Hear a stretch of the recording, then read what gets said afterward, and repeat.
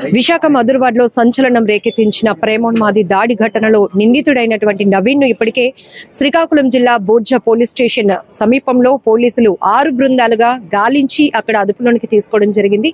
అయితే చాలా బాధాకరమైన విషయం, ప్రేమించినటువంటి వ్యక్తి త్వరలోనే పెళ్లి కూడా చేసుకోవడానికి పెద్దలు కూడా అంగీకరించిన నేపథ్యంలోనే అతను తీవ్రమైనటువంటి ఒత్తిడి బెదిరింపుల నేపథ్యంలో ఈ రోజు ఏకంగా ఇక్కడ రెంట్ హౌస్ లో ఉంటున్నటువంటి ఆ యువతి ఇంటికి వచ్చి దాడి చేసి ఆ తల్లిని పొట్టన పెట్టుకున్నాడు అతను. అలానే ఆ యువతి కూడా ఇప్పుడు హాస్పిటల్లో ప్రాణాలతో కొట్టుమిట్టాడుతున్న సందర్భం.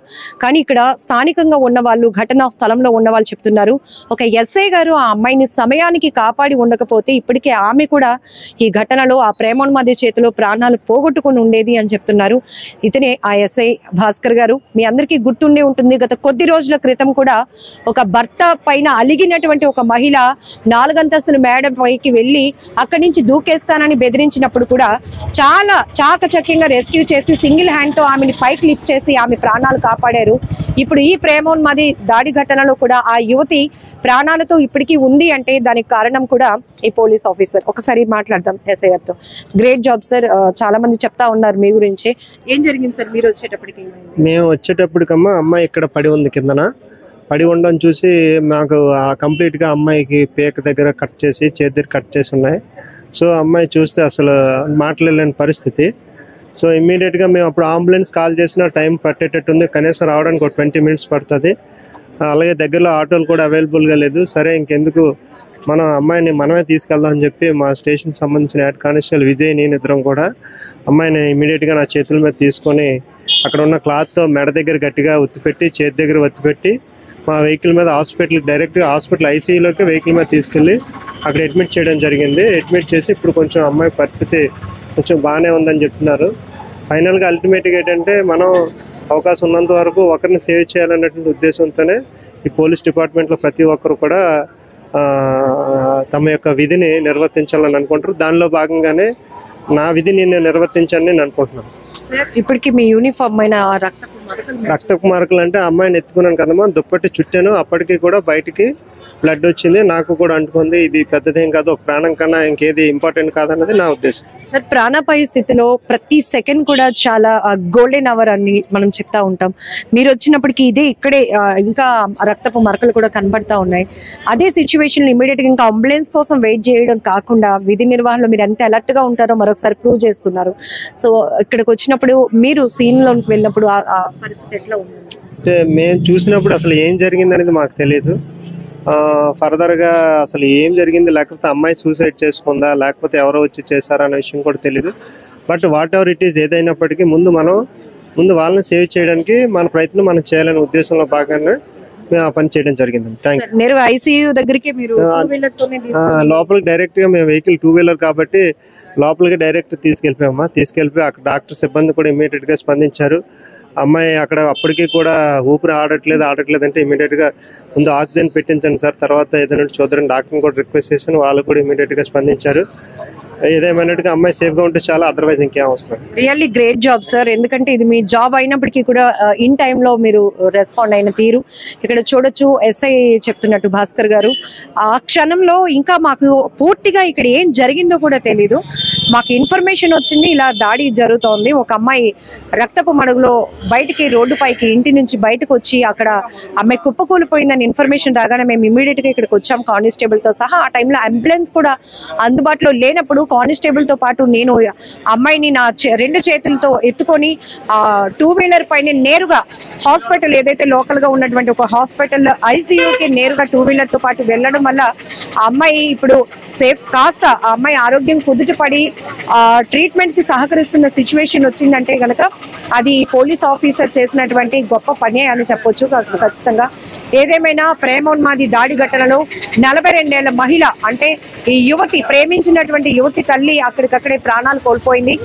ఎవరైతే ఈ నవీన్ అనే వ్యక్తి ఉన్నాడో ఆ వ్యక్తి తనతో పాటు తీసుకొచ్చినటువంటి ఆ కత్తిని కూడా ఆ తల్లి పీక కట్ చేసి అక్కడ చంపేయాలనుకున్నాడు. అలాగే యువతిపై కూడా దాడి చేశాడు. ఆ కత్తిని కూడా ఇక్కడే స్పాట్ లోనే వదిలేశాడని పోలీసులు చెప్తా ఉన్నారు. అలాగే ఇమీడియట్ గా ఈ ఘటనకు సంబంధించి పోలీసులు 6 బృందాలుగా గాలింపు చర్యలు చేపట్టిన తర్వాత శ్రీకాకుళం జిల్లా బూర్జా పోలీస్ స్టేషన్ లిమిట్ లో నేను అసలు ఏమీ చేయలేదు అని నమ్మించే ప్రయత్నంలో ఇంకొక ఫ్రెండ్ తో కలిసి అక్కడ పెయింటింగ్, ఇక్కడ 2 ప్రాణాలు తీయాలని ప్రయత్నించినటువంటి వ్యక్తి, ఆల్రెడీ ఒక ప్రాణాన్ని తీసేసినటువంటి వ్యక్తి, ఇంకొక అమ్మాయి కూడా ప్రాణాలతో పోరాడుతోంది. అలాంటి వ్యక్తి అక్కడ వెళ్ళి ఏమీ తెలియలేనట్టు ఫ్రెండ్ తో కలిసి పెయింటింగ్ వేసుకుంటున్నాడు. అలాగే ఇక్కడ విశాఖ మధురవాడలో ఈ దాడి చేసిన తర్వాత అతను బైక్ పైనే శ్రీకాకుళం బూర్జా అక్కడ వెళ్ళడం జరిగింది. ఈ లోపనే ఎవరు గుర్తుపట్టకుండా ఉండటానికి తను బట్టలు కూడా మార్చేశాడంట, తర్వాత బైక్ కూడా మార్చేశాడు. అక్కడ ఫ్రెండ్ తో ఏమి ఎరగనట్టు అక్కడ పెయింటింగ్ కూడా వేస్తున్నారు. బట్ పోలీసులు మాత్రం చాకచక్యంగా విత్ ఇన్ అవర్స్ లోనే ఆ ప్రేమోన్మాదిని అయితే అదుపులోనికి తీసుకోవడం జరిగింది. ఇప్పుడు పూర్తి స్థాయి విచారణ కూడా జరుగుతోంది. ఎలాంటి శిక్షలు విధించాలి అనేది ఫర్దర్ ప్రొసీజర్ అనేది ముందుకు వెళ్తుందని కూడా ఇప్పుడే విశాఖ నగర పోలీస్ కమిషనర్ శంకబ్రత బాగ్జీ గారు కూడా పూర్తి వివరాలు కూడా వెల్లడించడం జరిగింది. ఇక్కడ సిపి గారు చెప్తున్న ఇంకొక మాట, పదే గత 6 సంవత్సరాలుగా ఈ నవీన్ దీపిక మధ్య ప్రేమ నడిచింది. కాకపోతే ఈ అమ్మాయి వయసు చిన్నది, అమ్మాయి నర్సింగ్ కూడా చేసింది, ఇంకా 20 years కాబట్టి ఇంకొక 1 year మేము అడిగాము, టైం కావాలి, ఎందుకంటే పెళ్లి అంటే చాలా పనులు ఉంటాయి, ఖర్చులు ఉంటాయి బాబు, ఖచ్చితంగా మీ ఇద్దరికి పెళ్లి చేస్తాం, మాకు కొంచెం టైం ఇవ్వండి అని వాళ్ళు నచ్చ చెప్తూ వస్తున్నప్పటికీ, ఈ యువతి తల్లిదండ్రులు నచ్చ చెప్తూ వస్తున్నప్పటికీ కూడా మరి ఏమైందో తెలియదు. ఒక్కసారిగా అతను ఇంత కర్కశమైనటువంటి నిర్ణయంతో ఇద్దరిని చంపేయాలనుకున్నాడు. ఇక్కడ ఈ హౌస్ లోనే వాళ్ళు రెంట్ కి 1 year క్రితమే వచ్చారు. నిజానికి ఇద్దరిది కూడా, అమ్మాయిది అబ్బాయిది ఇద్దరిది శ్రీకాకుళం జిల్లానే, వీరఘట్టంకి చెందినటువంటి నవీన్, అక్కడి నుంచి ఒక 25 kilometers దూరంలో ఉన్నటువంటి ఈ నక్క దీపికకి ఒక పెళ్లి సందర్భంలో ఇద్దరి మధ్య పరిచయం ఏర్పడింది. అది కాస్త ప్రేమగా మారింది. ఇద్దరు ఇరు కుటుంబాల్లో కూడా చెప్పడం జరిగింది వాళ్ళ ప్రేమ వ్యవహారం కోసం. అయితే వయసు ఇక్కడ చాలా చిన్నది, అమ్మాయి వయసు కాబట్టి. అలాగని నవీన్ కూడా స్టేబుల్ కాలేదు, ఇంకా తనేదో డిగ్రీ చదివానన్నాడు కానీ పని చేయడానికి పోషించడానికి కూడా పలానా జాబ్ చేస్తున్నాను అని పర్టికులర్ గా చెప్పడానికి కూడా తను ఏం చేయట్లేదు. ప్రస్తుతానికి జులైగా తిరుగుతున్నాడు కాబట్టి నా కూతుర్ని ఎలా పోషించగలుగుతాడు అనే ఆలోచనతో దీపిక తల్లిదండ్రులు కొంత టైం కూడా అడగడం జరిగింది. ఈ టైం అడిగిన నేపథ్యంలోనే మరి ఒక్కసారిగా ఎలాంటి నిర్ణయానికి పాల్పడి ఈ రోజు ఇద్దరిని చంపేయాలనుకున్నాడు. బట్ ఆ యువత అయితే దేవుడి దయ వల్ల బయటికి తను పీక మొత్తం కట్ చేసేస్తే బయటకు పరుగులు పెట్టి కుప్పకూలిపోయింది. వెంటనే పోలీసులు అలర్ట్ అయ్యి అమ్మాయిని హాస్పిటల్కి తీసుకెళ్లడం వల్ల ఇప్పుడు కొంచెం కోలుకుంటున్న పరిస్థితిలోనికి వెళ్తుందని పోలీసులు అయితే చెప్తున్నారు.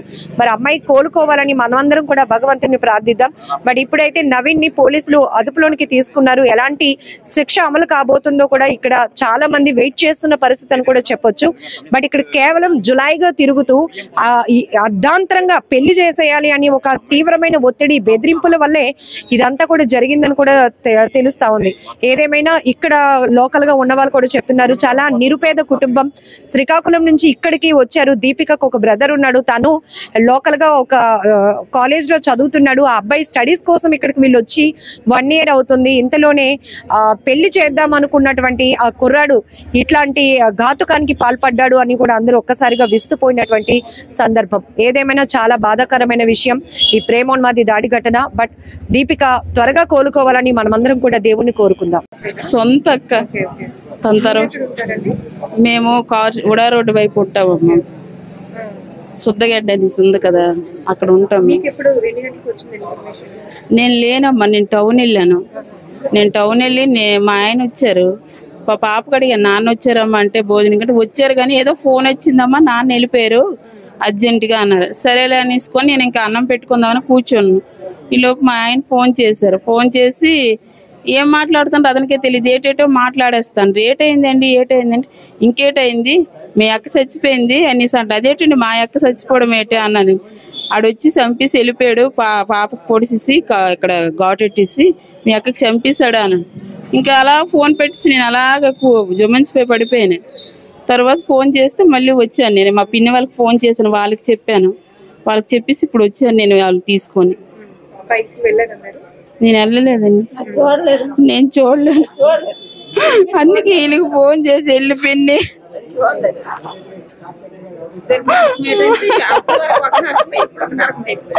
దానికి సుఖం లేదు. ఇప్పుడు ఎప్పుడు అనారోగ్య సమస్య, షుగర్, బీపీ, పాపం ఎంత బాధపడేది. అలాగా ఎవరితో మా అక్క మాట్లాడదు, చాలా నెమ్మదస్తురాలు. ఇంకా మేము మాట్లాడుతాం కానీ అస్సలు మా అక్క ఏమి చెప్పదు. ఏం జరిగినా సరే సైలెంట్గా ఉంటుంది. అక్క ఏటైంది అంటే ఏం లేదు, అంతా మనసులో పెట్టుకుంటుంది మా అక్క. ఎవరితో గొడవలకి వెళ్ళదు, ఎవరికి ఏం అంత అస్సలు అంత మంచిదే మా అక్క. తెలుసండి దీపిక అబ్బాయి నవీను ప్రేమించుకుంటున్నారని పెళ్లి కోసం అంతా? మాకంటే కొద్ది మామూలుగా తెలుసు అంది, మాకు అంత పెద్దగా ఏమీ లేదు. మా అక్క ఎప్పుడు ఏమీ చెప్పదమ్మా, ఎప్పుడు సైలెంట్ గా ఉంటది అంతే. తను ఏమీ చెప్పలేదు ఎప్పుడు మాకు. అలా ఇంట్లో ఉండము, పాప డ్యూటీకి వెళ్తుంది, బావ డ్యూటీకి వెళ్తుంది అంతే. అంతా చెప్తారు కానీ ఏమీ చెప్పదు, సైలెంట్ గా ఉండడం అంతే. అంతవరకే మాకు తెలుసు, ఏమి తెలియదు. అంతకు ముందు మాత్రం ఒకసారి ఫోన్ చేసి చెప్పారు అనమాట. వాళ్ళు సంబంధంకి వచ్చారు, వస్తే మేము ఇప్పుడు చేసుకోము, బాబుకి ఉద్యోగం ఏటీ లేదు, ఎందుకు ఇప్పుడు పని లేనప్పుడు ఎలా చేసుకుంటాం అనేసి అన్నారు. అంతవరకే. ఇంకా అంతటితో వాళ్ళు ఏమి అనలేదు, మేము ఏమి అనలేదు. సైలెంట్గా ఉన్న సంబంధం విషయం కదా, ఆడపిల్ల కదా, వాళ్ళకి నచ్చితే చేసుకుంటారని మేము కూడా ఎప్పుడు ఏమీ అనలేదు వాళ్ళకి. వాడు ఎంత పని చేస్తాడని మాకు తెలియదు అమ్మ. మా చెల్లి ఉంది ఆ ఊర్లోన, మా చెల్లి ఇప్పుడు అబ్బాయి వాళ్ళ ఊరు మా చెల్లి ఆ ఊర్లో ఉంది.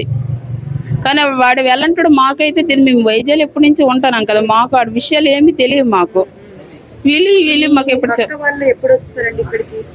అక్క వాళ్ళు వచ్చి ఒక 6 సంవత్సరాలు అవుతుంది, 6-7 అవుతుంది. అలా ఫస్ట్ టౌన్లో ఉండేవారు, అక్కడి నుంచి ఇక్కడ పిఎం పాలెంలో ఉండేవారు. ఒక అపార్ట్మెంట్లోన వాచ్మెన్గా పనిచేసేవారు. చేస్తే వాళ్ళ మాయ గారు సడన్ గా పడిపోయారు అక్కడ ఏదో గుద్దుకొని. అతనికి కాల్ ఇచ్చి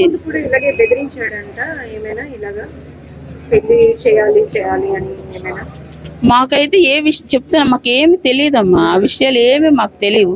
మేము ఫోన్ చేస్తే బాగున్నారంటే బాగున్నాం అంతవరకే చెప్పడమే తప్ప ఏ విషయం వాళ్ళు ఎప్పుడు మాకు ఏమి చెప్పలేదు. మా ఆడు ఎలాంటాడు అలాంటాడు అని మాకు చెప్పుంటే మాకు పని ఏదైనా మేము అనుకుంటాం కానీ మాకేం పోలీసులు కూడా అదే చెప్తున్నారు. ఇంతకు ముందు కంప్లైంట్ ఇద్దాము అని మీ అక్కగారు వాళ్ళు అనుకున్నా కూడా ఆ పాప ఎందుకులే రచ్చ అయిపోతుంది, పెళ్లి చేసుకోవాలనుకుంటున్నానని ఆపిందంట. ఒకవేళ అలా జరుగుంటే ఇంత జరిగి ఉండకపోయి. అది నిజమే. వాడికి ఆడికి 4 తగిలుంటే ఆడు భయపడినేమో, ఇలాగ అవుతుంది వీళ్ళు ఇలాగ వెళ్ళి కేసు పెడతాను అనేసి భయపడినేమో. కానీ వీళ్ళేమి మరి ఆడపిల్ల అనేసి అన్ని విధాలుగా ఆడపిల్ల అనేసి భయపడుతుంటారు తల్లిదండ్రులు కదా. అలా భయపడడం ఈ రోజు దాని ప్రాణాల మీదకి వచ్చింది అంతే. పాప పరిస్థితి ఎలా ఉంటుందో తెలిసింది. బాబున్నారమ్మా, వెళ్ళారు. మరి ఎలా ఉందో నాకు తెలియదు. ఇంకా రేపేదో హైదరాబాద్ కూడా వెళ్దాం, జాబ్ లో జాయిన్ అవ్వాలని అనుకుందంట కదా దీపిక కూడా. అదేనా మరి 2 రోజుల నుంచి వాళ్ళు చర్చికి వస్తారు, మేము చర్చికి వెళ్తాం అంతే. అంతవరకు తెలుసు కానీ ఎలాగో చర్చిలో మా అమ్మలు చూస్తున్నాం కదని మేము ఫోన్ లో మాట్లాడలేదు, ఫోన్ చేయలేదు. ఇప్పుడు 2 రోజుల నుంచి మేము ఒక 3 days అవుతుంది మేము ఫోన్ లో మాట్లాడలేదు. ఈ మధ్యన మాకు ప్రేయర్స్ గట్రా అవడము అక్కడికి వచ్చేవారు, వీళ్ళిద్దరు అక్కడున్న పాప వచ్చేవారు. బాగున్నారు కదని మేము ఇంకా ఫోన్ చేయలేదు. ఇప్పుడు వీళ్ళని ఎలా శిక్షించాలని కోరుకుంటున్నారు? మీరు మీ అక్కను కోల్పోయారు, ఇంకొక మీ కూతురు లాంటిది, తన అక్క కూతురు కాబట్టి కూతురే మీకు కూడా. అమ్మాయి ఏమో ప్రాణంతో పోరాడుతోంది, ఏం న్యాయం కోరుతున్నారు? అలాంటోడికి మరి ఏం న్యాయం ప్రభుత్వం విధిస్తుందో ఆ చట్టం అదే. మరి మేము కోరుకున్నట్లు జరగకపోవచ్చు కానీ ఇంకొకడు అలా చేయడానికి భయపడేలాగా ఉండాలి. ఇంకొకడు అలాగ ఆలోచించకూడదు అంతే, ఇంకొక ప్రాణం పోకూడదు అంతే. ఆడికి చాలా ఆ శిక్ష అందరు వింటే అలా భయపడాలి ప్రతి ఒక్కరు కూడా. కుటుంబస్తులు కూడా అలాంటి ఇలాగ చేస్తున్నంటే వాడికి భయం లేని తనం వల్లే కదా, వాళ్ళ కుటుంబం వల్ల భయం లేక ఒక కుటుంబం నుంచి వచ్చామంటే ఎలాగ ఉంటాం? పేరెంట్స్ బట్టే కదా మనం ఉంటాం. ఆడ అలాగ ఉండడానికి కారణం కూడా పేరెంట్స్ కూడా కారకులు అయి ఉండొచ్చు, ఆ పెంపకం కూడా